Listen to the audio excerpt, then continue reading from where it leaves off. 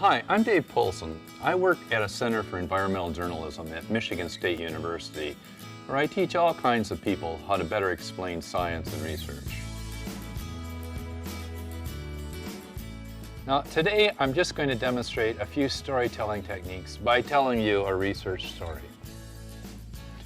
It involves these guys. Now, these aren't just any robins. You can see these birds if you visit the museum at Michigan State University, where I work. And they are world-famous robins, birds that had a significant impact on your life.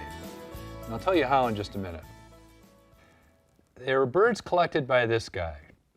Now, his name is George Wallace, and he was an ornithologist at Michigan State in the late 1950s and the early 1960s.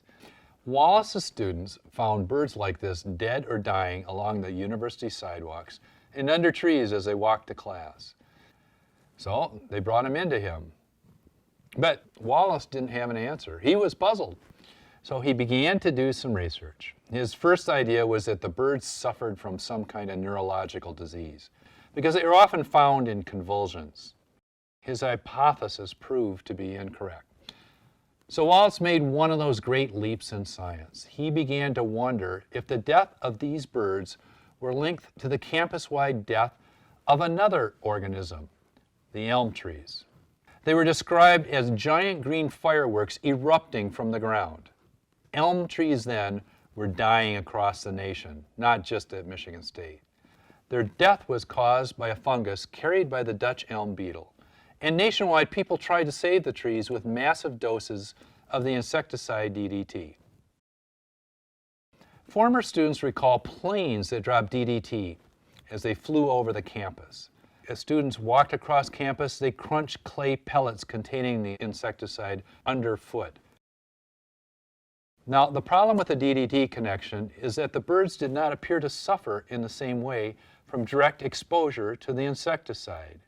But Wallace and other scientists at that time began developing a theory called bioaccumulation. Now, that's a mechanism where substances in a body accumulate over time. And here's how it works with DDT. Leaves containing the substance fall to the ground and decompose, and they leave behind the DDT. And each year, more leaves fall and more DDT is added to the leaf litter below the trees. As worms tunnel through this decomposing leaf litter, they pick up a little bit of the DDT. Now you can see where this story's going. Birds eat worms. And while initially they are not exposed to a lethal dose, the pesticide accumulates in their bodies with every meal. And eventually it reaches a bit of a tipping point and they begin to die. Now at the time, this was an extremely controversial finding. Pesticide manufacturers and others attacked Wallace and his credentials, but Wallace prevailed. And those birds I showed you, they had a significant impact on your life. I'm going to tell you about that in just a minute. But first, let's take a look at how I told you this story. I started with a picture. I showed you a picture of dead robins, hoping to intrigue you. Now, I usually tell this story to a college crowd. To help them identify with the story, I refer to the university setting, such as when I describe students walking to class and finding dead birds or crunching DDT underfoot. Images are so powerful that I try to create some with words.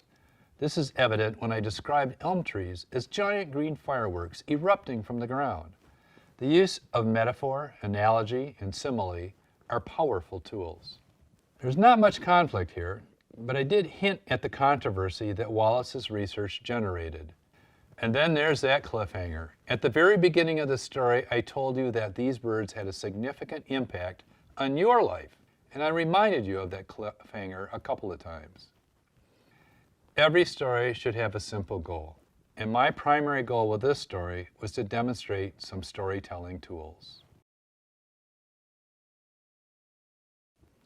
Okay, so now let's resolve that cliffhanger I left you with. This is Rachel Carson. She had heard of Wallace's work and struck up a correspondence with him that lasted several years. Many of you may know of her book, Silent Spring, which documented the impact of pesticides on the environment. And it led to the creation of many of our most important environmental laws. Before I go, let's review some story tools. Write a single sentence with the goal of your piece. You don't have to use that sentence, but keep it in mind as a guidepost for focus. Remember, you're not telling everything you've discovered in your research. Omit needless words. What's the most interesting aspect of your research? Start there, even if it's not the most important thing. Why is your research important to people? Be very specific and use the answer to that question as a guide to what you tell. Can you find a personal anecdote, something interesting that happened to you that will work as a little story within the larger story? Can you write an analogy, a metaphor, or a simile? Can you paint a picture with words? Are there elements of conflict in your story? Rather than avoid them, use them as a way of telling the story. And of course, is there a cliffhanger that you can hint at throughout your story and deliver at the end? These are the silent birds of Silent Spring. And this is the star of the story, the researcher who provided research that had a direct impact on the world. But let's not forget about the role of Rachel Carson, the communicator. Without the communication piece of this story, well, there wouldn't be much of a story. For research to have an impact, we have to tell the story behind it and answer the question, why is this important?